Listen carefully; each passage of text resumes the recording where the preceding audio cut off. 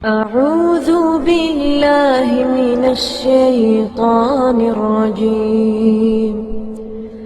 بسم الله الرحمن الرحيم. ومن أحسن قولا ممن دعا إلى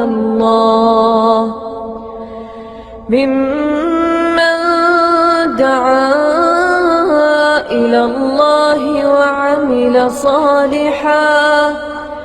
وعمل صالحا وقال إنني من المسلمين.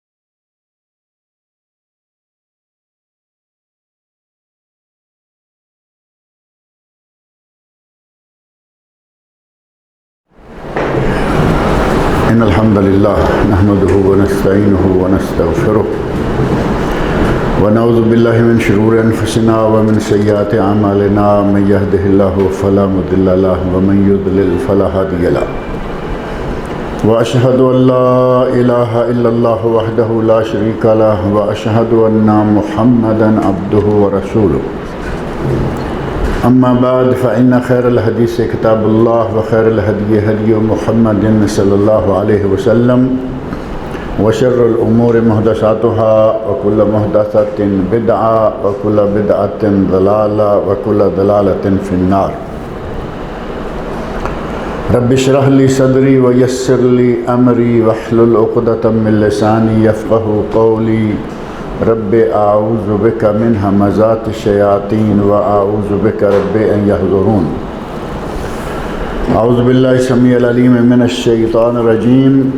وَإِذْ نَادَى رَبُّكَ مُوسَىٰ أَنِ ائْتِ الْقَوْمَ الظَّالِمِينَ قَوْمَ فِرْعَوْنَ أَلَا يَتَّقُونَ قَالَ رَبِّ إِنِّي أَخَافُ أَن يُكَذِّبُونِ وَيَضِيقُ صَدْرِي وَلَا يَنطَلِقُ لِسَانِي فَأَرْسِلْ إِلَىٰ هَارُونَ وَلَهُمْ عَلَيَّ ذَنبٌ فَأَخَافُ أَن يَقْتُلُونِ قَالَ كَلَّا فَاذْهَبَا بِآيَاتِنَا إِنَّا مَعَكُمْ مُسْتَمِعُونَ فَأْتِيَا فِرْعَوْنَ فَقُولَا إِنَّا رَسُولُ رَبِّ الْعَالَمِينَ أَنْ أَرْسِلْ مَعَنَا بَنِي إِسْرَائِيلَ.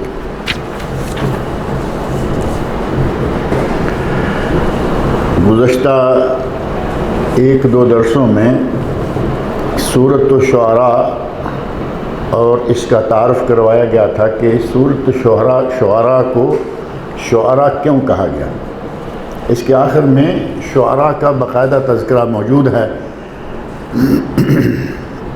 ان شعراء کا جو کہ کتاب و سنت کے مطابق صحیح باتیں کہتے ہیں، اور ان شعراء کا بھی جو کہ دنیا، عورت، حسن، جمال، یہ وہ ہر وقت اسی کھاتے میں رہتے ہیں. بلکہ اللہ رب العزت نے ان کے بارے میں فرمایا کہ فی کل واد یہیمون، کی ہر وادی میں گھس جاتے ہیں. وہاں چونکہ شعراء کا ذکر ہے، اس لیے اس کا نام ہی، پورا سورت کا نام سورہ شعراء رکھا گیا. مکی صورتوں میں سے ہے، اور اس کے مضامین جو ہیں وہ آپ نے دیکھا کہ شروع ہو گیا ہے حضرت موسیٰ علیہ السلام کا قصہ، موسیٰ علیہ السلام کا واقعہ یہاں سے، جہاں سے میں نے ابھی پڑھا ہے. وَإِذْ نَادَى رَبُّكَ مُوسَىٰ أَنِ ائْتِ الْقَوْمَ الظَّالِمِينَ. موسیٰ علیہ السلام کی زندگی کے کئی واقعات اس سے پہلے درس میں نے آپ کے سامنے رکھے تھے کہ موسیٰ علیہ السلام کو بچپن سے لے کر نبوت ملنے تک کئی ایسے واقعات ہیں جو بڑے دلچسپ بھی ہیں، عبرت والے بھی ہیں، سبق آموز بھی ہیں. تو ان سب کو اب دہرانا جو ہے وہ تو تحصیل حاصل ہوگا. البتہ یہاں اللہ رب العزت نے ارشاد فرمایا ہے وَإِذْ نَادَى رَبُّكَ مُوسَىٰ أَنِ ائْتِ الْقَوْمَ الظَّالِمِينَ، یاد کرو وہ وقت کہ جب تیرے رب نے موسیٰ علیہ السلام کو ندا دی، موسیٰ علیہ السلام کو پکارا، بلایا اور حکم کیا دیا، أَنِ ائْتِ الْقَوْمَ الظَّالِمِينَ، ظالموں کی قوم کے پاس جاؤ۔ ظالموں کی قوم کون لوگ ہیں؟ اس کا تعارف اللہ رب العزت نے پھر خود کروا دیا، قوم فرعون، فرعون کی قوم۔ فرعون کی قوم قبطی لوگ جو ہیں، یہ آگے ساتھ ہی فرما دیا الا یتقون، کہ کیا یہ پرہیزگاری اختیار نہیں کریں گے، کیا یہ اللہ کا تقوی اختیار نہیں کریں گے؟ تو فرعون کی قوم قبطی تھے اور یہ حاکم قوم شمار ہوتی ہے، اور ان کے تابع بنی اسرائیل تھے، اور بنی اسرائیل پر فرعون نے کم و بیش 400 سال حکومت کی، 400 سال انہیں اپنا غلام بنائے رکھا، قیدی بنائے رکھا۔ 400 سال سے لگتا ہے کہ فرعون بڑی لمبی عمر والا تھا، کیونکہ پہلے زمانے میں عمریں لمبی ہوا کرتی تھی۔ حضرت نوح علیہ السلام کا ذکر موجود ہے قرآن کریم میں کہ 950 سال انہوں نے وعظ فرمایا، تو 950 سال یعنی 1000 سال کے قریب ان کی عمر تھی۔ اور فرعون کی حکومت کا زمانہ جو ہے وہ تقریباً 400 سال ہے، لمبی عمریں والے لوگ تھے۔ 400 سال سے بنی اسرائیل کو اپنے غلام کے طور پر بنائے رکھا، ظلم، زیادتیاں، اور بنی اسرائیل کے لوگوں میں سے ہی اس کے نجومیوں نے کہا کہ کوئی ایک نبی ہوگا جو تیری حکومت چھین لے گا، تو وہ مشہور واقعہ ہے کہ اس نے بنی اسرائیل کے لڑکوں کو قتل کروانا شروع کر دیا، عورتوں کو زندہ چھوڑتا اور جو بھی بچہ پیدا ہوتا اس کو قتل کروا دیتا۔ اللہ رب العزت جسے بچانا چاہے اسے کائنات کی کوئی چیز مار نہیں سکتی۔ حضرت موسیٰ علیہ السلام پیدا ہوئے اور اللہ رب العزت نے ان کی والدہ کو وحی کی اور کہا کہ اپنے بچے کو پانی میں ڈال دو۔ انہوں نے پالنا بنایا، بچے کو پانی میں رکھا، اللہ کے حکم کے مطابق بچہ چلتا ہوا فرعون کے محل کے پاس پہنچا تو وہاں سے انہوں نے اٹھا لیا۔ اب دیکھا کہ لڑکا ہے اور ان کے حساب سے تو اسے قتل کروا دینا چاہیے تھا کہ بنی اسرائیل کا ہوگا، لیکن آسیہ جو کہ مسلمان تھیں، اللہ رب العزت پر ایمان رکھتی تھیں اور فرعون کی بیوی تھیں، انہوں نے کہا کہ ہم اسے پال لیتے ہیں، ہم اسے اپنا بیٹا بنا لیں گے، ہمارے لیے گھر کے رونق بن جائے گا۔ جن لوگوں کو مروانے کے لیے جس شخص کا خطرہ تھا اسے اپنے گھر میں پالنا شروع کر دیا۔ اللہ رب العزت کا یہ انتظام ہے کہ ان حضرت موسیٰ علیہ السلام کی خاطر اس نے سینکڑوں بچے مروا دیے کہ موسیٰ نہ پیدا ہو جائے، اور موسیٰ پیدا ہو کے ان کے گھر میں چلے گئے۔ دودھ بھی اپنی ماں کا پیا، پرورش ان کے یہاں کی، اور مختلف اقوال میں کہا گیا، بعض اہل علم نے کہا کہ حضرت موسیٰ علیہ السلام فرعون کے محل میں 18 سال رہے، اور ایک دوسرا قول ہے جس میں کہا گیا کہ وہ 30 سال رہے، اور ایک تیسرے قول میں 40 سال کا ذکر ہے۔ 40 سال والی بات جو ہے نا وہ کچھ ناقابل فہم ہے، کیونکہ 40 سال کے کم و بیش تو ان کو نبوت عطا کر دی گئی جب کہ وہ مدین سے واپس جا رہے تھے، اور مدین میں انہوں نے حضرت شعیب علیہ السلام کے گھر میں ان کے ساتھ ایک معاہدہ کے تحت 10 سال کم و بیش 10 سال ان کی خدمت کی، اور یہ حق مہر تھا بیٹی کا کہ ہمارے لیے ہمارے گھر میں ہماری بکریاں چراؤ، ہماری خدمت کرو، اور یہ تمہارے لیے مہر ہوگا، ہماری ایک بیٹی جو ہے وہ ہم آپ کو بیاہ دیں گے۔ تو 10 سال وہاں سے واپس آئے، راستے میں اللہ نے پیغمبری دے دی، یہ تقریباً 40 سال کی عمر میں، جیسا کہ تمام انبیاء کے بارے میں عموماً یہ ہے کہ انبیاء کو اللہ رب العزت نے نبوت جب دی اس وقت ان کی عمر 40 سال تھی۔ ہمارے نبی صلی اللہ علیہ وسلم کا بھی یہی 40 سال کا عہد ہے۔ تو 18 سال یا 30 سال ان دو میں سے کسی بھی ایک عدد کو آپ لے لیں۔ موسیٰ علیہ السلام فرعون کے گھر میں اتنی طویل مدت تک پرورش پاتے رہے، بڑھ گئے، جوان ہو گئے، اور پھر وہ واقعہ پیش آ گیا کہ باہر کوئی دو لوگ جھگڑ رہے تھے، ان میں سے ایک موسیٰ علیہ السلام کی قوم کا، بنی اسرائیل کا آدمی تھا، دوسرا فرعون کی قوم کا تھا۔ حضرت موسیٰ علیہ السلام نے ظاہر ہے کہ دونوں کو جا کے چھڑانے کی کوشش کی۔ اسی دوران جو مخالف پارٹی کا آدمی ہے اس کو موسیٰ علیہ السلام نے مکہ مار دیا، اور وہ ایک مکے سے مر ہی گیا۔ نبیوں کو اللہ رب العزت نے اتنی طاقت دی، ابھی نبوت ملی نہیں، لیکن طاقت اتنی ہے کہ مکہ مارا، آدمی مر گیا۔ قرآن کریم میں اس کا تذکرہ دوسرے مقام پر موجود ہے، فَوَقَذَهُ مُوسَىٰ فَقَضَىٰ عَلَيْهِ، موسیٰ علیہ السلام نے مکہ مارا، اس کی جان نکل گئی۔ اب چونکہ یہ فرعونیوں میں سے تھا، موسیٰ علیہ السلام ڈر گئے کہ مجھے کہیں یہ اس کے جرم میں قتل نہ کر دیں۔ موسیٰ علیہ السلام نے اس وقت فرعون کا محل اور یہ اور وہ سب چھوڑا اور نکل گئے، مدین میں آگے، جو کہ آج سعودی عرب میں ہے، اور یہ تبوک سے آگے نکل جائیں تو مدین کا علاقہ، حضرت شعیب علیہ السلام کا واقعہ علاقہ آتا ہے، مدائن شعیب اس کو کہا جاتا ہے، اور مدائن صالح دوسرا علاقہ ہے جو پتھر کے اندر، پہاڑوں کے اندر لوگوں نے اپنے مکان بنائے ہوئے تھے۔ تو اس مدائن صالح سے آگے مدائن شعیب ہے۔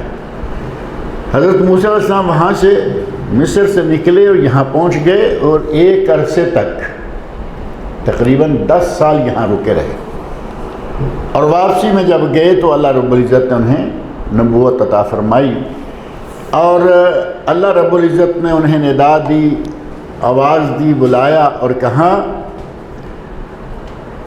ائت القوم الظالمین، ظالموں کی قوم کے پاس جاؤ۔ اب ظالموں کی قوم نظر آ رہا ہے نا، جو بچہ پیدا ہوگا اسے قتل کر دو، لڑکا پیدا ہو قتل کر دو، بچی پیدا ہو تو رہنے دو، اس سے بڑی ظالم قوم اور ہو سکتی ہے۔ پھر اللہ رب العزت نے اس قوم کا تعارف بھی خود کروا دیا اور فرمایا قوم فرعون الا یتقون، فرعون کی قوم ظالموں کی قوم ہے، اور کیا وہ پرہیزگاری اختیار نہیں کریں گے؟ جا کے ان کو پیغام دو۔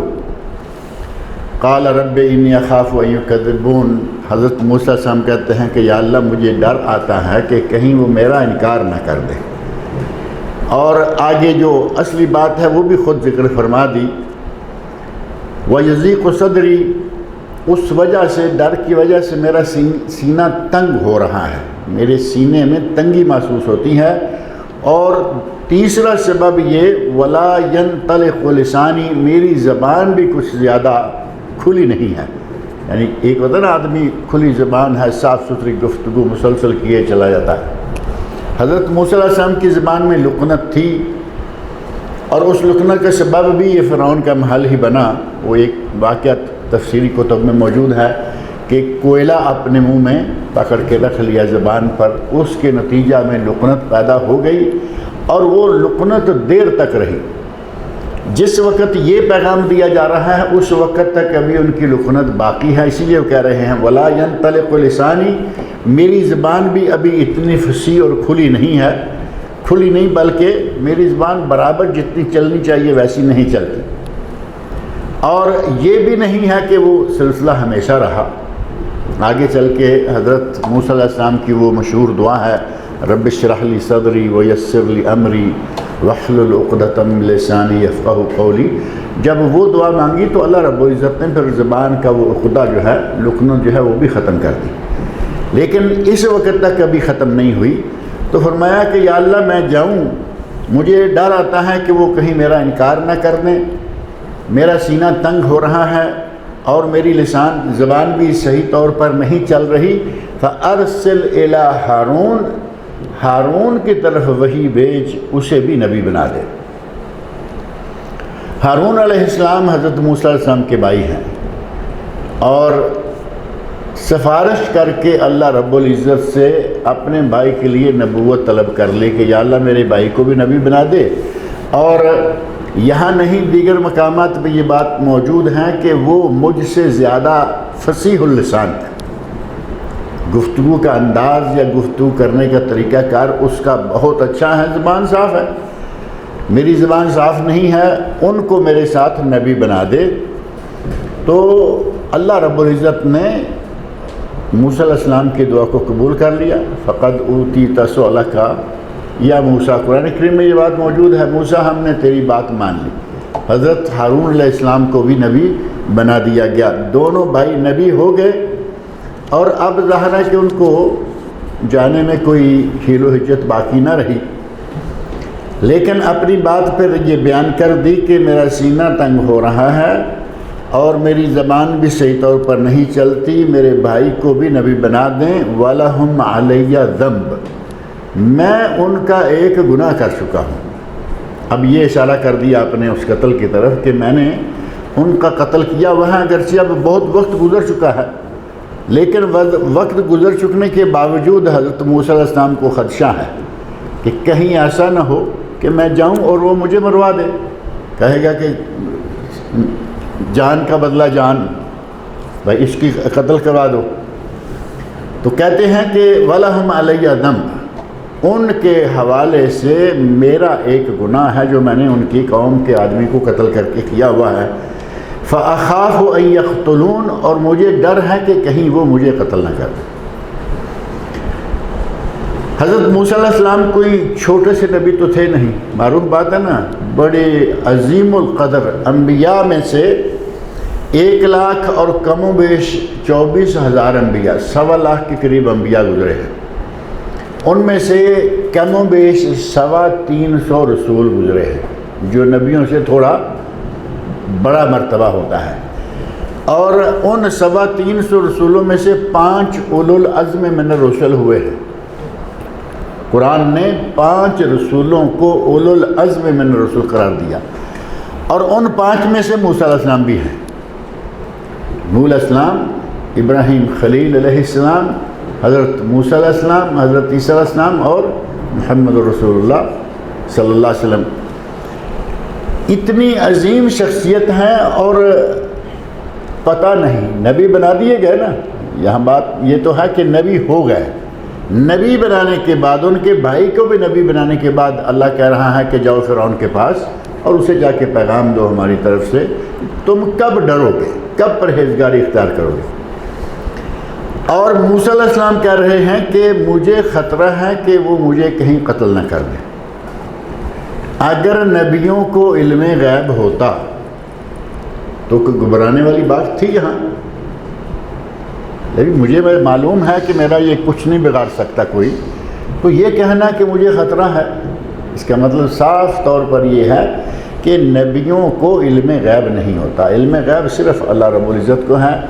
اور نبیوں کے علم غیب کا انکار بار بار جا بجا قرآن کریم میں موجود ہے، اور ہم تو نبیوں سے نیچے آ کے بہت دور تک مانتے ہیں کہ ولیوں کو بھی علم غیب ہے اور فلاں پیروں کو بھی علم غیب ہے۔ اور ایک واقعہ عجیب ہے کہ کہتے ہیں کہ ہمارے پیر کی بلی کو بھی علم غیب ہے، بلی بھی غیب جانتی ہے۔ ایک واقعہ بیان کرتے ہیں، کہتے ہیں کہ کسی گھر میں مہمان آ گئے، پیر صاحب کے گھر میں مہمان آئے تو بلی کی عادت تھی کہ وہ جتنے مہمان آتے اتنی مرتبہ تھوڑا پہلے کہ مہمان آ رہے ہیں اتنی مرتبہ وہ میاؤں میاؤں کرتی۔ بلی نے میاؤں کیا 7 مرتبہ، تو 7 مہمان آنے چاہیے تھے، لیکن مہمان آ گئے 8۔ وہ کہتے ہیں کہ آج ہماری بلی کو کیا ہوا، شاید اس کا کمپیوٹر فیل ہوگا، ہماری بلی کو کیا ہوا کہ آج اس نے کیوں ایسا کیا ہے۔ یہ مرید کہہ رہے ہیں، پیر کہتا ہے تم نہیں سمجھتے، ہماری بلی بڑی سمجھدار ہے، آج جو مہمان آئے ہیں 7 تو مہمان ہیں، 8واں وہابی ہے، وہابیوں کو ہماری بلی نہیں مانتی۔ پیروں کی تو بلی کو بھی غیب ہے، اور یہاں اللہ رب العزت نبیوں کے غیب کا بھی انکار کر رہا ہے کہ نبیوں کو بھی غیب نہیں، فرشتوں کو غیب نہیں، سوائے اللہ کی ذات کے علم غیب کسی کو نہیں، الا یہ کہ جس کو وہ جو چاہے بتا دے، وہ مالک ہے، مرضی ہے اس کی۔ وَلَهُمْ عَلَيَّ ذَنْبٌ، مجھ پر ان کی طرف سے ایک گناہ ہے، یعنی میری ایک غلطی یا ایک گناہ مجھ سے سرزد ہو چکا ہے، فَأَخَافُ أَن يَقْتُلُونَ، اور میں ڈرتا ہوں کہ وہ کہیں اسی کے پاداش میں مجھے قتل نہ کر دے۔ قَالَ كَلَّا، یہ ہے جو غیب دان کہہ سکتا ہے۔ اللہ رب العزت نے کہا کہ ہرگز نہیں، تو نے ان کا آدمی قتل کیا، تم وہاں سے بھاگ گئے، وقت گزر گیا، ان کو اب بھی یاد ہوگا، لیکن تمہیں قتل کریں گے ایسا نہیں۔ اب یہ چونکہ اللہ رب العزت کہہ رہا ہے اور تاریخ انسانی جانتی ہے، مسلمان سارے جانتے ہیں کہ موسیٰ علیہ السلام فرعون کے ہاتھوں قتل نہیں ہوئے۔ اللہ رب العزت نے صاف کہہ دیا کلا، ہرگز نہیں، تمہیں کوئی قتل نہیں کر سکتا، تمہیں کوئی مار نہیں سکتا۔ اور ساتھ فرمایا فَاذْهَبَا بِآيَاتِنَا، ہماری آیات لے کر ان کے پاس جاؤ۔ اب آیات سے مراد کیا ہے؟ اللہ رب العزت انبیاء کو کچھ دلائل اور کچھ براہین اور نشانیاں ایسی دیتا ہے جو ان کی نبوت کی تصدیق کرتی ہیں۔ اللہ نے فرمایا کہ یہ دلائل و براہین لے کے جاؤ اور جا کے فرعون سے بات کرو، اور اس سے مراد وہ معجزات بھی ہوتے ہیں جو نبیوں کی تصدیق کا سبب ہوتے ہیں۔ نبی جو ہیں واقعی وہ نبی ہے، یہ کام ہر آدمی کے بس میں نہیں ہوتا۔ جیسا کہ حضرت موسیٰ علیہ السلام کے ہاتھ کا ید بیضا ہے، یا حضرت موسیٰ علیہ السلام کا عصا ہے، وہ جو ڈنڈا آپ کے ہاتھ میں تھا، کتنے ڈنڈے کے کام دکھائے ہیں۔ اسی طرح موسیٰ علیہ السلام کو اللہ رب العزت نے جو معجزات دیے، اللہ نے فرمایا کہ تو ان معجزات کے حوالے سے جا کے ان سے بات کر، اِنَّا مَعَكُمْ مُسْتَمِعُونَ، ہم سننے والے تمہارے ساتھ ہیں۔ یعنی یہ بھی نہیں کہ ہم نے کہہ دیا کہ جاؤ تمہیں کوئی خطرہ نہیں اور پھر ہمیں آگے معلوم نہیں یہ کیا ہوگا۔ فرمایا کہ ہم سنیں گے کہ تم نے وہاں جا کے کیا کہا، اس نے کیا جواب دیا، ہم سنیں گے اور ہم سارے واقعے کو دیکھیں گے اور دیکھنے والے ہیں، یعنی ہماری نظر سے کوئی چیز چھپی ہوئی نہیں ہے۔ اللہ رب العزت نے فرمایا فَأْتِيَا فِرْعَوْنَ، فرعون کے پاس جاؤ، فَقُولَا، اور تم دونوں بھائی جا کے اس کو کہہ دو، اعلان کر دو، اِنَّا رَسُولُ رَبِّ الْعَالَمِينَ، کہ ہم اپنی مرضی سے نہیں آئے، ہمیں تم سے کوئی اور مقصد نہیں ہے، ہم اپنے رب کی طرف سے بھیجے ہوئے ہیں، رسول ہیں۔ رسول کا معنی بھیجا ہوا تھا، ہم اپنے رب کی طرف سے تمہارے پاس، رب العالمین کی طرف سے بھیجے گئے۔ اب یہاں حضرت موسیٰ علیہ السلام اور ان کے بھائی جا کے کہیں کہ ہم رسول ہیں، اللہ رب العزت نے ہمیں نبی بنایا، اس نے ہمیں بھیجا ہے، تو یہ کہنے اور وہاں جانے کے بعد ایک پیغام تو یہ کہ وہ اللہ سے کب ڈریں گے، یعنی ان کو ڈراؤ دھمکاؤ اللہ رب العزت کی طرف سے، اور ان کو خوف دلاؤ کہ ہمیشہ یہاں نہیں رہنا، تم نے ابھی کسی اور کے سامنے جا کے جواب دہ ہونا ہے۔ اور دوسرا یہ کہ اسے یہ پیغام دو ان ارسل معنا بنی اسرائیل، 400 سال سے تم بنی اسرائیل کو اپنا غلام بنائے بیٹھے ہو، اب ان کو چھوڑ دو، ہم ان کو لے جائیں اپنے ساتھ۔ اور اللہ نے جو بنی اسرائیل کے ساتھ وعدہ کر رکھا تھا کہ تمہیں شام کی زمین جو ہے ملک شام وہ ہم عطا کریں گے، تو موسیٰ علیہ السلام نے کہا کہ ان کو اب آزاد کر دو، چھوڑ دو، مصر سے یہ نکل جائیں، اور یہ اب شام میں ان کو اپنے ساتھ لے جاتا ہوں۔ ارسل معنا بنی اسرائیل، کے بنی اسرائیل کو ہمارے ساتھ بھیج دو۔ قال الم نربک فینا ولیدا، اب فرعون نے ڈینگے مارنا شروع کر دیں، کہا کہ تم تو ہمارے یہاں پلتے رہے ہو۔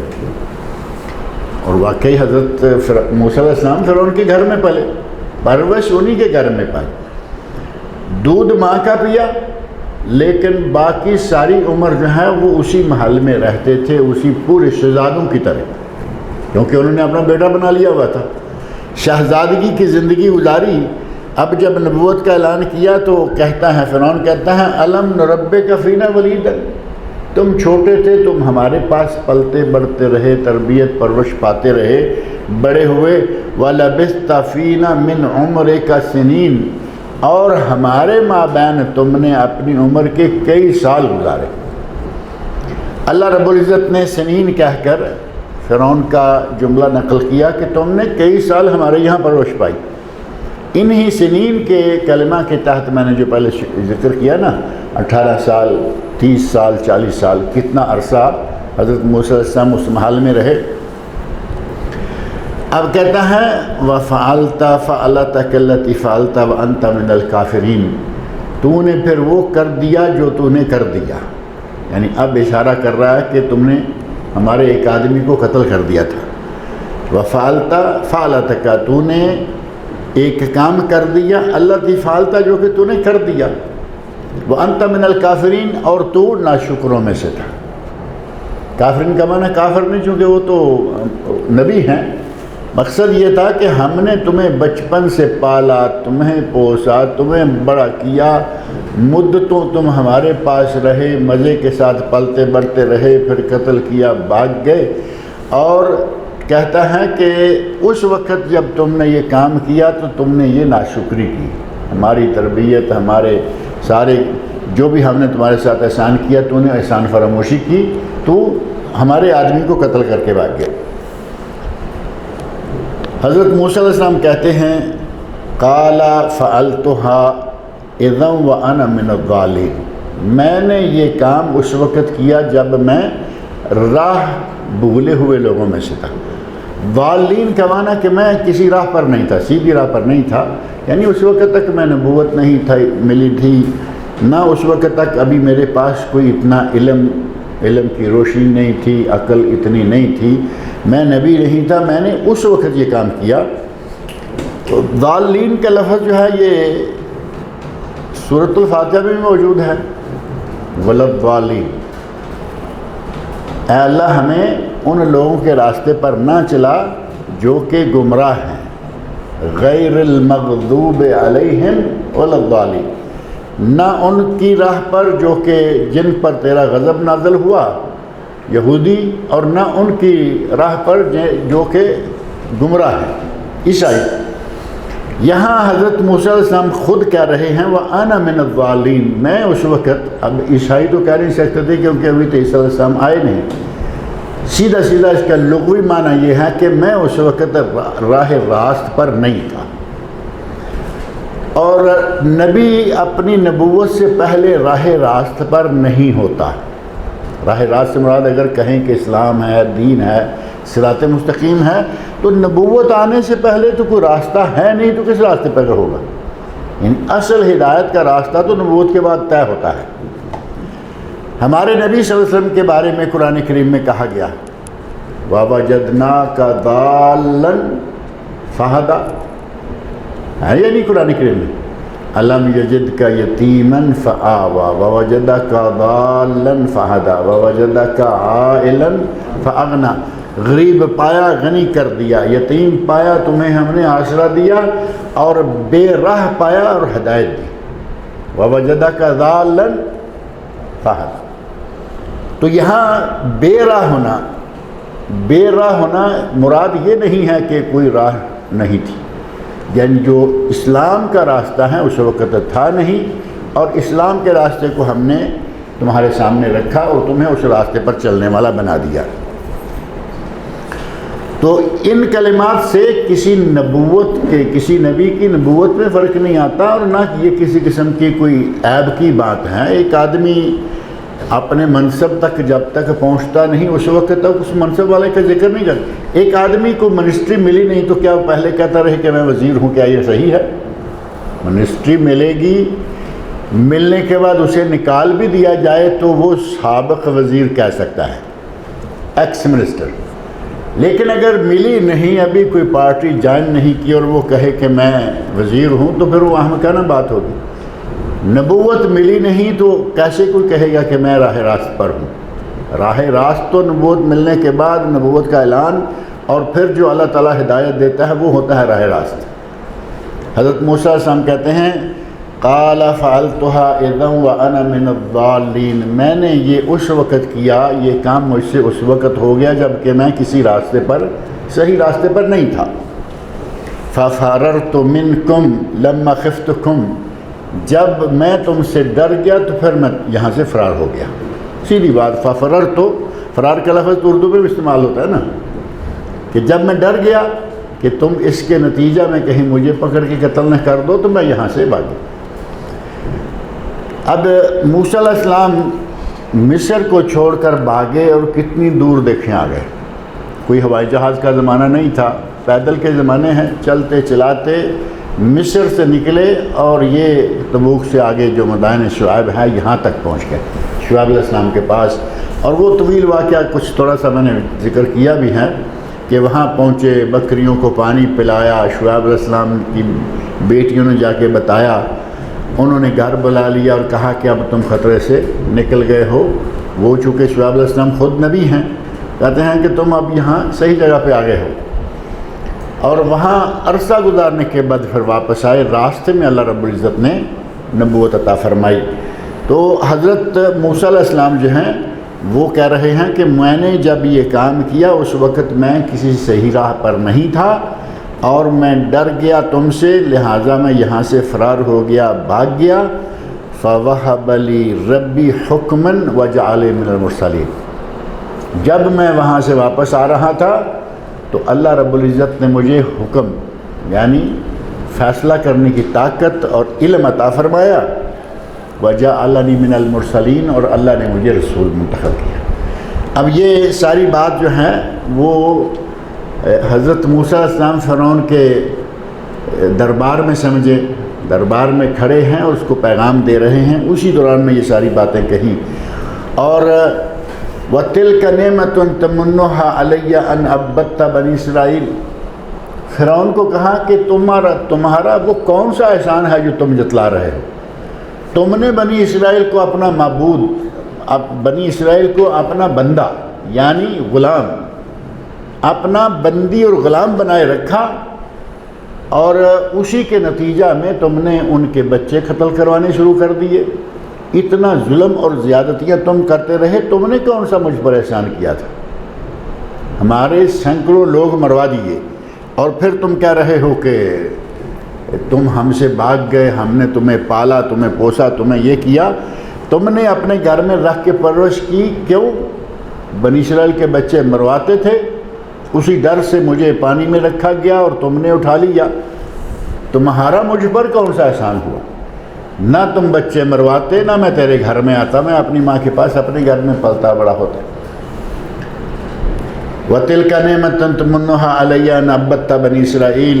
مجھ پر تیرا کیا یہی احسان ہے جو تم مجھے جتا رہا ہے کہ تو نے بنی اسرائیل کو غلام بنائے رکھا.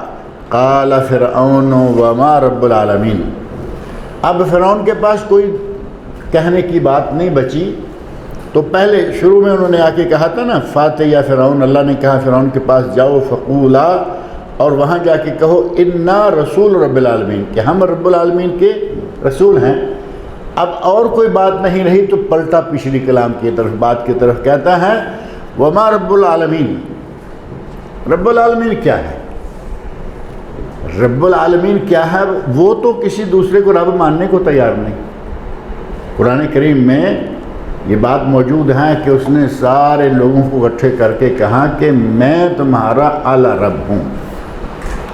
فحشر فنادا فقال انا ربکم الاعلیٰ. اس نے لوگوں کو اکٹھے کیا اور کہا کہ میں تمہارا اعلیٰ رب ہوں. اور وہ کہہ رہا ہے کہ میں تمہارا اعلیٰ رب ہوں. میں نے ایک بات پہلے بھی ایک مرتبہ یہ بات کہی تھی، اس کے دل کے اندر کہیں اس کے دماغ کے پیچھے یہ ضرور بیٹھا ہوا ہے کہ کوئی رب العالمین اور ہے. نہیں تو اعلیٰ کا مطلب کیا تھا؟ انا ربکم الاعلیٰ. اعلیٰ کہنے سے یہ تو پتہ چلتا نا کہ کوئی دوسرا رب ہے جو اس کے دماغ میں ہے، لیکن اس کے دماغ کی عجیب حالت ہے کہ کہیں کہہ رہا ہے کہ میں تمہارا رب اعلیٰ ہوں. اور سورۃ القصص کی آیت نمبر 38 میں وہ کہتا ہے ما علمت لکم من الہ غیری. میرے سوا تو کوئی معبود ہے ہی نہیں. یہ کہنے کے باوجود اس کا وہ کہنا کہ میں تمہارا اعلیٰ رب ہوں، اس کا مطلب ہے کہ وہ اللہ کو چاہے نعوذ باللہ اپنے سے چھوٹا سمجھتا تھا، لیکن مانتا تھا کہ کوئی رب اور ہے. تو کہتا ہے قال فرعون وما رب العالمین. رب العالمین کون ہے؟ موسیٰ علیہ السلام کہتے ہیں قال رب السماوات والارض وما بینہما. وہ رب جو آسمانوں کا بنانے والا، زمینوں کا بنانے والا، اس پوری کائنات کو چلانے والا. زمین و آسمان کے مابین جو کچھ ہے ان سب کا رب. ان کنتم موقنون، ان کنتم موقنین، اگر تم یقین رکھنے والے ہو، اگر تم یقین والے ہو تو دیکھو اس پوری دنیا کو بنانے والا کون ہے، چلانے والا تم تو کم از کم نہیں ہو. میرا رب وہ ہے جس نے زمین بنائی، جس نے آسمان بنائے، وما بینہما، جو کچھ ان زمین و آسمانوں کے درمیان ہے وہ سارے کا سارا میرے رب نے بنایا ہے. ان کنتم موقنین، اگر تم یقین رکھتے ہو. قال لمن حولہ الا تستمعون قال ربکم ورب آبائکم الاولین. اب یہ اپنے حواریوں سے، اپنے حاشیہ نشینوں سے یا اپنے وزیروں سے مخاطب ہو کر کچھ باتیں کرتا ہے جو انشاءاللہ تعالی اگلے درس میں ذکر کریں گے. اللہ رب العزت مجھے اور آپ سب کو قرآن کریم پڑھنے، سننے، سمجھنے اور اس کے احکام پر عمل کرنے کی توفیق عطا فرمائے. ان الحمد للہ والصلاۃ والسلام علی رسول اللہ وعلی آلہ وصحبہ اجمعین ومن تبعہم بإحسان الی یوم الدین. اما بعد، بسم اللہ الرحمن الرحیم.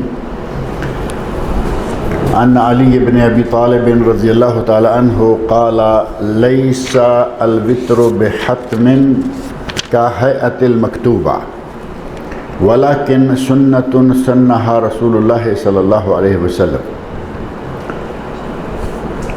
یہاں نماز کے مختلف مسائل جو ہیں ان کا تذکرہ چلتا آ رہا ہے بلوغ المرام نامی اس کتاب میں، اور گزشتہ درس میں کئی ایک چیزیں آئی تھیں جن میں سے آخری مسئلہ جو ہم نے ذکر کیا تھا وہ تھا وطر کے بارے میں. نماز وطر، نماز وطر جو کہ علماء احناف کے نزدیک واجب ہے اور باقی تمام علماء، جمہور علماء امت کے نزدیک سنت ہے، سنت مؤکدہ ہے. لیکن وطر جو ہے وہ بھی سنت مؤکدہ ہے، اور فجر کی سنتیں مؤکدہ، ظہر کی 2 سنتیں مؤکدہ، مغرب کی 2 سنتیں اور عشاء کی 2 سنتیں مؤکدہ، یہ ساری مؤکدہ سنتیں ہیں. اور وطر جو ہے یہ عام سنتوں سے بھی زیادہ مؤکدہ ہے. یہ تو ٹھیک ہے کیونکہ پہلے حدیث گزری ہے الوطر حق علی کل مسلم، وطر ہر مسلمان پر حق واجب ہے. لیکن اس سے واجب جو فقہی لفظ واجب لیا جاتا ہے فرض اور سنت مؤکدہ کے درمیان، پہلی بات یہ ہے کہ وہ لفظ واجب ہے صرف احناف کے نزدیک. دیگر جتنے بھی ہیں، حنابلہ ہیں اور شافعی والے ہیں اور مالکی، تینوں ائمہ اور ان کے ماننے والوں کے نزدیک واجب اور فرض دونوں ایک معنی میں ہیں. جو واجب ہے وہ فرض ہے، جو فرض ہے وہ واجب ہے. یہ درمیان والا درجہ جو ہے وہ صرف احناف کے نزدیک ہے. وہ کہتے ہیں کہ سنت مؤکدہ سے تھوڑا اونچا اور فرض سے تھوڑا نیچا، درمیان میں یہ واجب کا درجہ ہے. تو یہ درجہ اگر مان بھی لیا جائے تو یہ فرض کے قریب ترین ہے. اور وطر کے بارے میں کہا گیا، جمہور علماء امت کہتے ہیں کہ وطر واجب نہیں بلکہ وطر سنت ہے، لیکن سنت مؤکدہ ہے، دوسری سنتوں سے بھی زیادہ اس کی تاکید ہے. یہاں حضرت علی رضی اللہ عنہ کا یہ جو قول ہے، یہاں کہتے ہیں لیس الوتر بحتم کہیئۃ المکتوبہ، وطر اتنا مؤکد نہیں ہے جتنا کہ مکتوبہ یعنی فرض نماز ہوتی ہے، یعنی واجب یا فرض نہیں ہے. ولیکن سنت سنہا رسول اللہ صلی اللہ علیہ وسلم، وہ کہہ رہے ہیں کہ یہ سنت ہے جو کہ رسول اللہ صلی اللہ علیہ وسلم نے پڑھ کے یہ سنت قرار دیا، اس کو مشروع قرار دیا. یہ سنن نسائی، ترمذی اور مستدرک امام حاکم میں یہ حدیث موجود ہے، اور اس روایت کی سند کو حسن درجے کی سند قرار دیا گیا. بلکہ بعض اہل علم نے کہا کہ اس کی سند ضعیف ہے، لیکن مجموعی طور پر دیگر علماء نے یہ کہا کہ اس کی سند حسن کے قریب، حسن لغیر ہی ہے، یعنی قابل عمل ہے. اب یہاں بھی یہ بات موجود ہے، اور الوتر حق واجب المسلم میں وہاں بھی پتہ چلتا ہے کہ وطر عام سنتوں کی طرح نہیں بلکہ ان سے بھی زیادہ مؤکدہ ہے. بعض لوگ سنتوں کی پرواہ نہیں کرتے، فرض پڑھے نکل گئے، فرض پڑھے نکل گئے. انہیں چاہیے کہ اگر کوئی سنتوں کی اتنی ہی لاپرواہی کرنی ہے تو کم از کم فجر کی 2 سنتیں کبھی نہ چھوڑے، نہ گھر میں، نہ سفر میں، اور وطر کبھی نہ چھوڑے، نہ گھر میں نہ صبر میں۔ نبی صلی اللہ علیہ وسلم نے وطر اور فجر کی سنتیں کبھی نہیں چھوڑی، فرضوں کے ساتھ بھی ان کو ادا کیا۔ وعن جابر رضی اللہ تعالی عنہ ان رسول اللہ صلی اللہ علیہ وسلم قام فی شہر رمضان ثم انتظرہ من القابلہ فلم یخرج وقال انی خشیت ان یکتب علیکم الوطر۔ ابن حبان، صحیح ابن حبان کی یہ روایت ہے، اس میں حضرت جابر رضی اللہ عنہ بیان فرماتے ہیں کہ نبی صلی اللہ علیہ وسلم نے ماہ رمضان میں ایک رات تراویح پڑھائی۔ قام فی شہر رمضان، ایک رات آپ نے قیام کیا، تراویح پڑھائی۔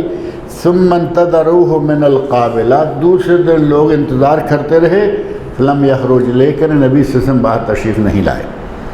وقال، اور فرمایا، انی خشیت ان یکتب علیکم الوطر، میں ڈر گیا کہ اگر یہ مسلسل پڑھاتا رہا تو کہیں یہ وطر تم پہ فرض نہ ہو جائے یا تراویح تم پہ فرض نہ ہو جائے۔ تو اس روایت میں یہ ہے کہ ایک دن نبی صلی اللہ علیہ وسلم نے ایک دن باجماعت نماز پڑھائی، جبکہ دیگر کتابوں میں بخاری، مسلم وغیرہ صحیح ترین اسناد سے یہ ثابت ہے کہ نبی صلی اللہ علیہ وسلم نے 3 دن تراویح پڑھائی۔ ایک دن پڑھائی، لوگ کم تھے، اگلے دن پڑھائی، ادھر ادھر خبر پھیلی، لوگ بڑھ گئے، تیسرے دن پڑھائی، لوگ بے شمار ہو گئے، اور چوتھے دن کا یہ واقعہ ہے جو غالباً حضرت جابر رضی اللہ عنہ اس دن پہلے دن شریک ہوئے ہوں گے، کیونکہ صحابہ جو دیکھتے ہیں وہ نقل کر دیتے، وہ اسی دن شریک ہوئے ہوں گے۔ اگلے دن آپ کو لوگوں نے بکثرت جمع ہو کر انتظار کرنا شروع کیا، اور سحری کے قریب تک نبی صلی اللہ علیہ وسلم گھر سے باہر تشریف نہیں لائے۔ اب مسئلہ یہ تھا کہ باہر تشریف نہیں لائے، اچانک نماز 3 دن پڑھاتے پڑھاتے سٹاپ کر دیا، اور ظاہر ہے کہ صحابہ کو یہ تو استفسار، آدمی کی نظریں بھی سوال پوچھتی ہیں کہ کیا بات ہے، آج کیوں نہیں پڑھائی؟ تو اس کے جواب میں نبی صلی اللہ علیہ وسلم فرمایا، انی خشیت ان یکتب علیکم الوطر، میں ڈر گیا تھا کہ کہیں مسلسل پڑھاتے رہے تو وطر یا تراویح تم پر فرض نہ ہو جائے۔ اور یہ اسی طرح کا واقعہ ہے جیسے حج کے بارے میں نبی صلی اللہ علیہ وسلم نے فرمایا کہ ان اللہ فرض علیکم الحج فحجوا، اللہ نے تم پر حج فرض کیا ہے، حج کرو۔ ایک صحابی حضرت اقرا بن حابس رضی اللہ عنہ، وہ کھڑے ہوئے کہنے لگے، اکل عام یا رسول اللہ، اے اللہ کے رسول، کیا ہر سال حج ہے؟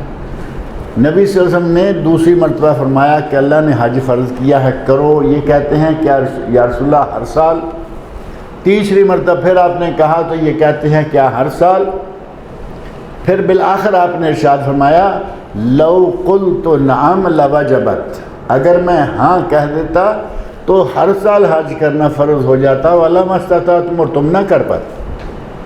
اور وہیں آپ نے پھر یہ بھی ارشاد فرمایا کہ میں تمہیں جہاں چھوڑوں وہاں مجھے چھوڑ دیا کرو، یعنی سوال کو زیادہ لٹکاؤ نہیں، زیادہ بکثرت سوال کرنے اور مین میخ نکالنے سے چیزیں مشکل ہو جاتی ہیں۔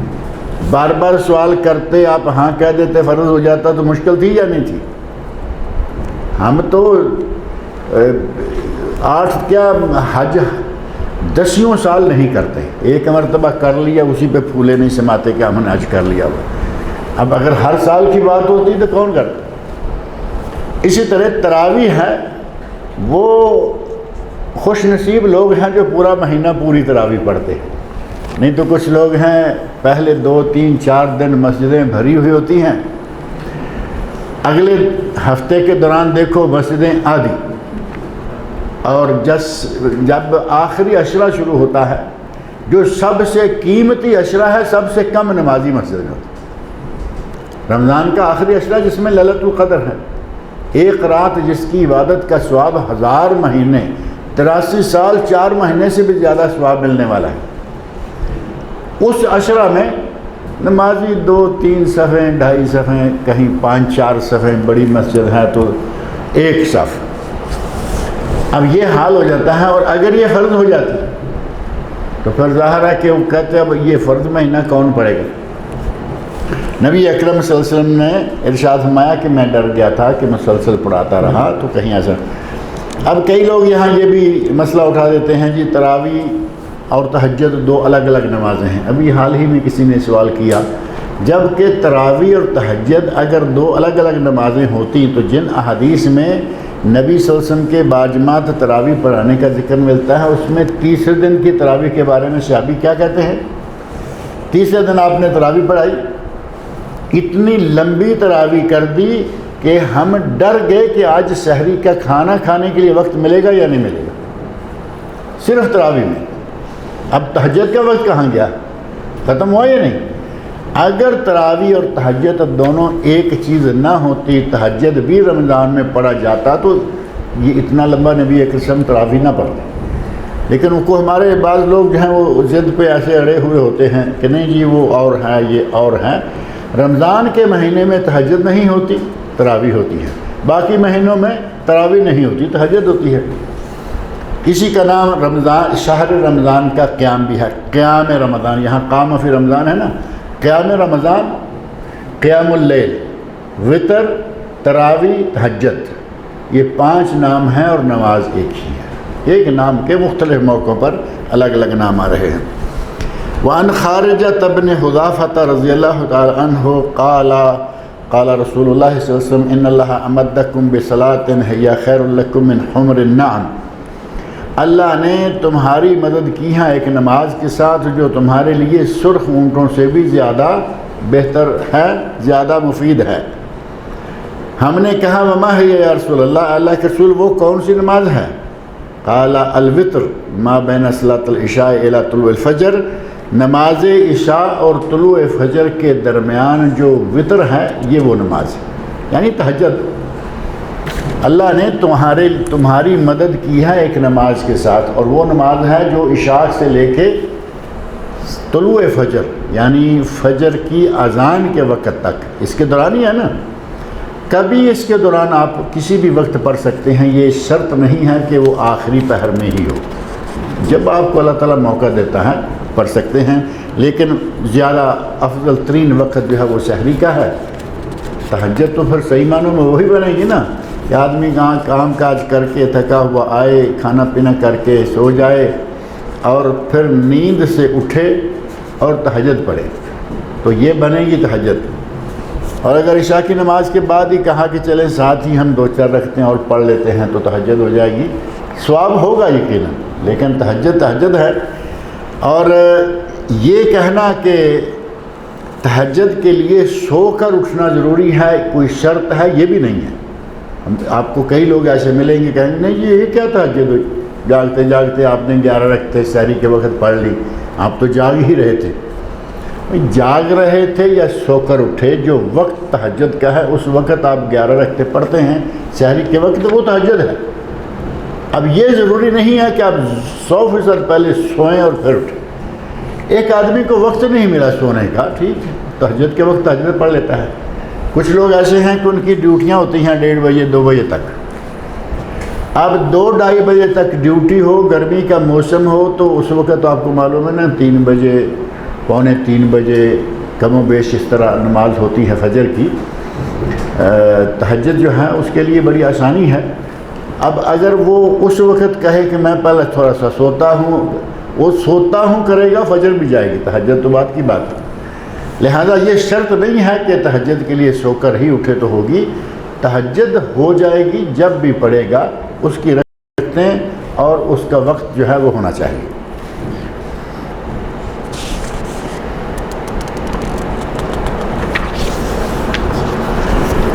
وعن عبداللہ بن بریدہ عن ابیہ رضی اللہ تعالی عنہ قال قال رسول اللہ صلی اللہ علیہ وسلم الوتر حق فمن لم یوتر فلیس منا۔ اس حدیث میں اس کی سند کو بھی ضعیف قرار دیا گیا ہے۔ کہا گیا ہے کہ وطر حق ہے، یعنی وطر کی اس سے فرض یا واجب ہونے کی دلیل تو یہ نہیں بنتا حق کا لفظ، لیکن اس کی تاکید کا پتہ چلتا ہے کہ یہ بہت مؤکد ہے، عام سنتوں سے زیادہ وطر مؤکد ہے۔ الوتر حق فمن لم یوتر فلیس منا، جو شخص وطر نہیں پڑھتا وہ ہم میں سے نہیں۔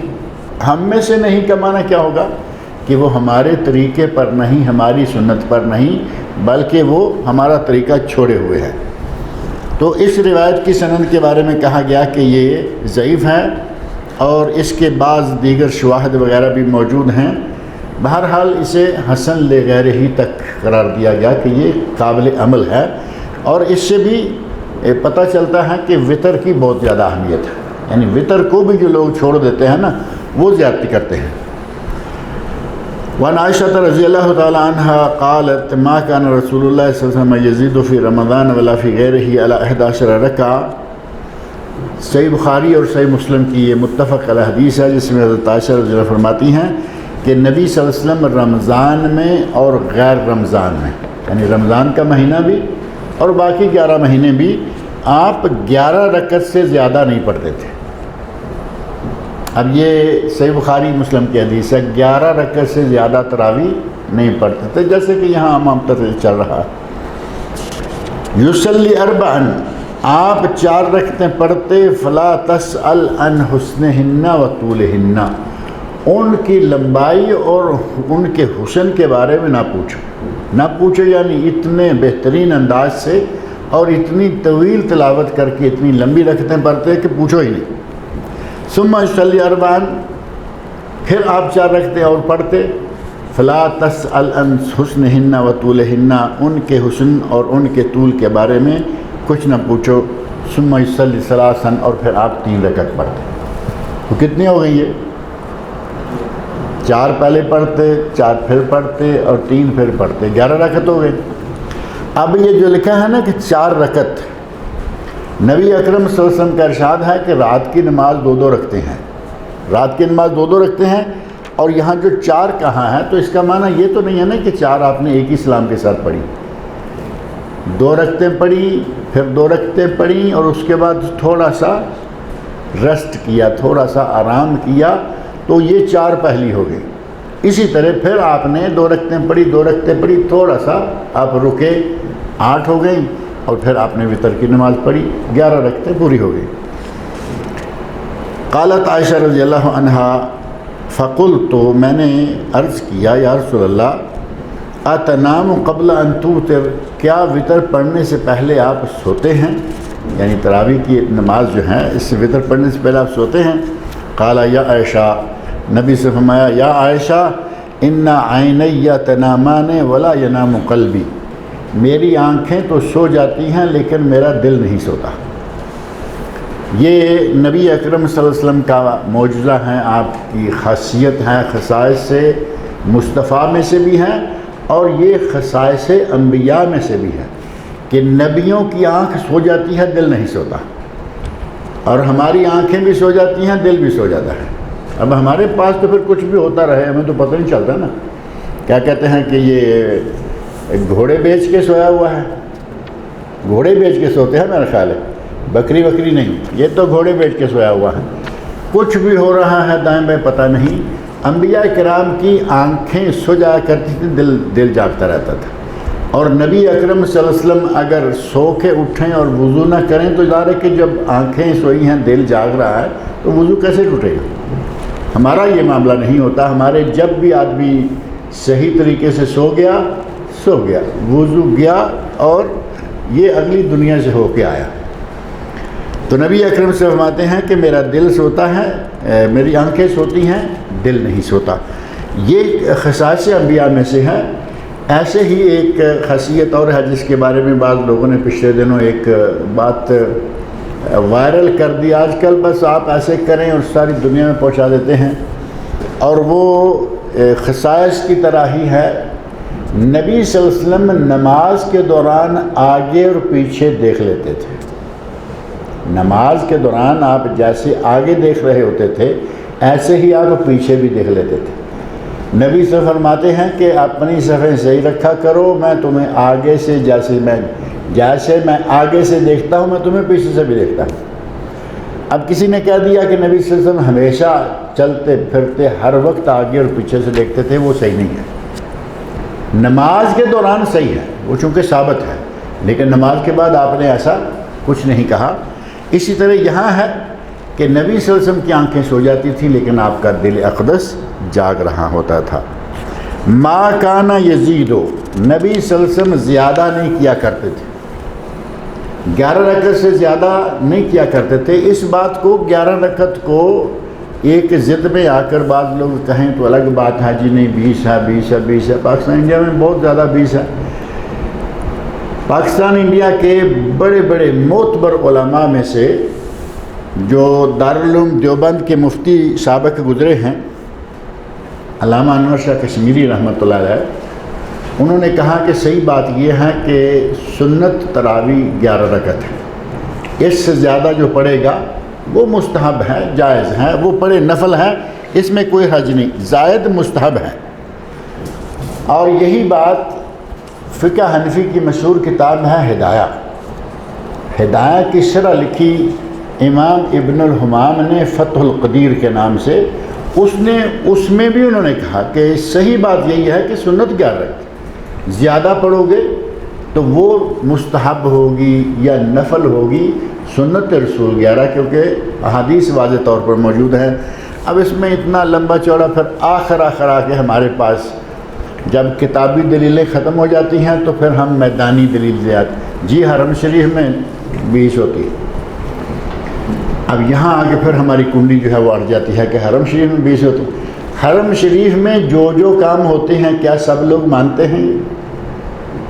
حرم شریف میں اگر جو کام ہو رہے ہیں یہ بھی مانتے رہیں تو چلے، ہم بھی مان لیتے ہیں کہ ساتھ یہ بھی چلے۔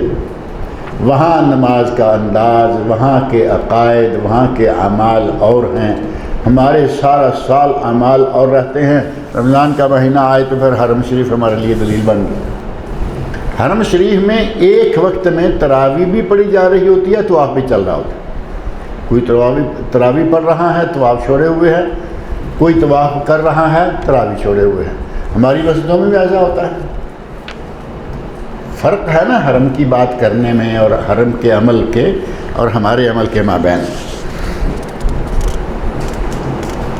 وعنہا یعنی حضرت عائشہ رضی اللہ عنہا سے ہی مروی ہے، قالت کان رسول اللہ صلی اللہ علیہ وسلم یصلی من اللیل 13 رکعہ یوتر من ذلک ب5 ولا یجلس فی شیء الا فی آخرہا۔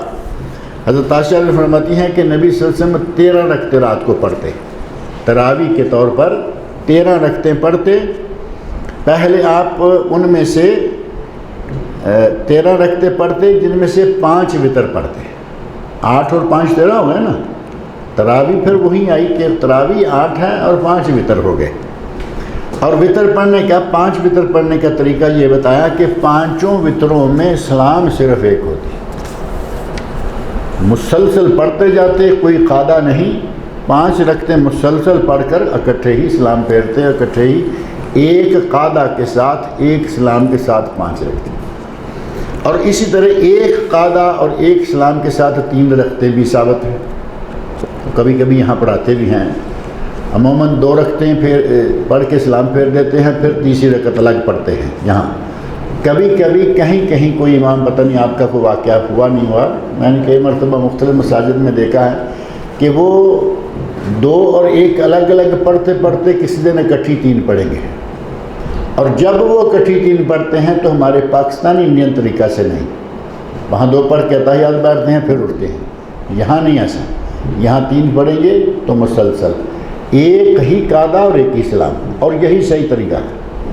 ہمارے یہاں پاک و ہند میں مسئلہ بنا ہوا ہے کہ وہ 2 پڑھ کے اتحیات بیٹھتے ہیں پھر اٹھ کے تیسری پڑھتے ہیں، اور اس طرح پڑھنے سے وہ نماز جو ہے وہ وتروں کی نماز مغرب کی نماز کے مشابہ ہو جاتی ہے، نہیں صاف طور پر مغرب کی اسی طرح ہوتی ہے۔ تو نبی صلی اللہ علیہ وسلم نے منع فرمایا ہے کہ وتر کو مغرب کے مشابہ نہ کرو۔ اب اگر کوئی کہے کہ نہیں جی ہم تو مشابہ نہیں کرتے، ہم تو مغرب میں دعائے قنوت نہیں پڑھتے، ہم تو مغرب میں وہ ایک رفع دین نہیں کرتے جو دعائے قنوت پڑھنے سے پہلے کرتے، تو یہ کیا فرق کیا آپ نے؟ دعائے قنوت پڑھی جا رہی ہے یا ایک رفع دین آپ نے کی ہے، جبکہ آپ کے ساتھ والا تو 4 رکعتوں میں یا 3 رکعتوں میں کتنی رفع دین کر رہا ہے؟ رکوع جاتے ہوئے رفع دین کرتا ہے، رکوع سے اٹھتے ہوئے رفع دین کرتا ہے، ہر رکعت میں کم از کم 2 تو ہو گئے۔ اب آپ نے کیا فرق کیا اگر 3 رکعتوں میں 1 مرتبہ آپ نے رفع دین کر لیا؟ تو یہ کوئی فرق نہیں ہے، صرف وہی معاملہ کو اپنے اپنے مسلک اور اپنے اپنے حساب سے ضد میں اڑے رہیں تو الگ بات ہے، ورنہ نبی اکرم صلی اللہ علیہ وسلم نے جو طریقہ بتایا ہے وہ واضح طور پر یہی ہے۔ کہ وطر پڑھیں یا 2 رکعتیں پڑھ کے ایک الگ کریں یا تینوں کو مسلسل پڑھیں، درمیان میں اتحیات نہ بیٹھیں۔ وعنہا، اور حضرت عائشہ رضی اللہ عنہ سے ہی یہ روایت بھی مروی ہے، کہتی ہیں من کل اللیل قد اوتر رسول اللہ صلی اللہ علیہ وسلم، نبی صلی اللہ علیہ وسلم نے رات کے ہر حصے میں وطر پڑھے، یعنی تہجد کی نماز جو ہے آپ نے ہر حصے میں، عشاء کے بعد، عشاء کے تھوڑا اور بعد، آدھی رات کے بعد، اس کے بعد سحری میں جا کے، یعنی رات کے ہر حصے میں آپ نے وطر پڑھے۔ فانتہا وطرہ الی السحر، اور بالآخر جو آخری طریقہ آپ کا اختیار کرنے ہمارے لیے ہے وہ یہ ہے کہ آپ نے سحر یعنی سحری کے وقت جو ہے وہ وطر اختیار کر لی، یعنی مختلف طریقوں سے پڑھتے رہے، کبھی عشاء کے بعد، کبھی اور بعد، لیکن آخر میں جس پر آپ پختہ ہو گئے وہ تھا سحری کا وقت، اور وہی معروف وقت ہے نماز وطر کا۔ صحیح بخاری اور صحیح مسلم میں یہ حدیث موجود ہے۔ اللہ تعالیٰ مجھے اور آپ سب لوگوں کو نبی صلی اللہ علیہ وسلم کے ارشادات پڑھنے، سننے، سمجھنے اور نبی صلی اللہ علیہ وسلم کی سنتوں پر عمل کرنے کی توفیق عطا فرمائے۔ اگر کوئی سوال کرنا ہو تو وہ آپ کر سکتے ہیں، درس سے متعلقہ ہو یا غیر متعلقہ۔ کی تعداد کے تعلق سے بعض لوگ 1 رکعت بھی کہتے ہیں، 3 بھی کہتے ہیں۔ آپ کے سامنے حدیث میں نے ذکر کی ہے کہ 2 رکعتیں پڑھ کے سلام پھیرتے اور پھر ایک وطر پڑھتے، تو وطر کی رکعت ایک تو آٹومیٹک رہ گئی نا، اور اگر 3 رکعتیں پڑھتے ہیں ایک سلام کے ساتھ، ایک ہی قاعدہ کے ساتھ، تو 3 رکعتیں ہو گئی۔ وطر 1 بھی ہے، 3 بھی ہے، یہ نبی صلی اللہ علیہ وسلم کی حدیث میں نے پڑھی ہے، وطر 5 بھی ہیں۔ دیگر احادیث میں 7، 9 اور 11 تک کا ذکر ملتا ہے، یعنی تہجد کی نماز ساری وطر شمار ہوتی ہے۔ اس لیے میں نے پہلے کہا نا کہ 5 نام ہیں، نماز 1 ہے۔ تہجد کہیں 11 رکعت، وطر کہیں 11 رکعت، قیام اللیل کہیں 11 رکعت، قیام رمضان کہیں 11 رکعت، اور تراویح کہیں تو بھی 11۔ تو وطر جو ہے وہ 1 3 میں کوئی مسئلہ نہیں، چونکہ ہمارے پاک و ہند میں 1 3 ہے، ہم اس سے آگے کبھی بڑھتے نہیں، جبکہ حدیث میں 11 تک ثابت ہیں، اور 1 3 جو ہے یہ تو بہرحال دونوں طرح موجود ہیں۔ ایک وطر کے خلاف ہمارے یہاں لوگ رہتے ہیں کہ یہ ایک کہا، بلکہ پچھلے درس میں غالباً میں نے یہ بات ذکر کی تھی کہ ہمارے بعض مولوی حضرات تو کہہ دیتے ہیں کہ 1 رکعت تو دم کٹی نماز ہے، صلاۃ بطیرہ، جبکہ نبی صلی اللہ علیہ وسلم فرما رہے ہیں صلاۃ اللیل مثنی مثنی، رات کی نماز 2 کر کے پڑھتے رہو، اگر تمہیں خطرہ ہو کہ اب اور 2 پڑھ کے وطر پڑھیں گے تو اذان ہو جائے گی، وہ 1 رکعت پڑھ لے، ساری پہلی رکعتیں وطر ہو جائیں گی۔ نبی صلی اللہ علیہ وسلم کہیں کہ وہ 1 وطر پڑھ لے، چاہے اذان کے ہو جانے سے خدشہ ہی کیوں نہیں، لیکن 1 رکعت وطر پڑھنے کا نبی صلی اللہ علیہ وسلم کہہ رہے ہیں۔ مولوی کہے کہ یہ دم کٹی نماز ہے تو کہ نعوذ باللہ، نبی صلی اللہ علیہ وسلم اپنی امت کو دم کٹی نمازیں دینے جا رہے تھے۔ کچھ باتیں، کچھ چیزیں ایسی ہیں کہ ضد میں آ کر ہم حد سے بڑھ جاتے ہیں۔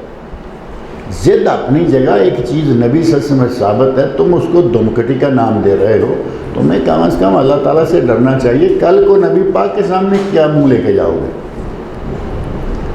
1 رکعت پڑھ لے جائز ہے، لیکن یہ ضروری نہیں ہے کہ وہ 1 ہی پڑھ رہے، کبھی 1 پڑھ لی، کبھی 3 پڑھ لی، کبھی 5 بھی پڑھ لی، چلو بہت آگے نہ بھی جائے آدمی، کبھی 5 کا تجربہ بھی کر کے دے،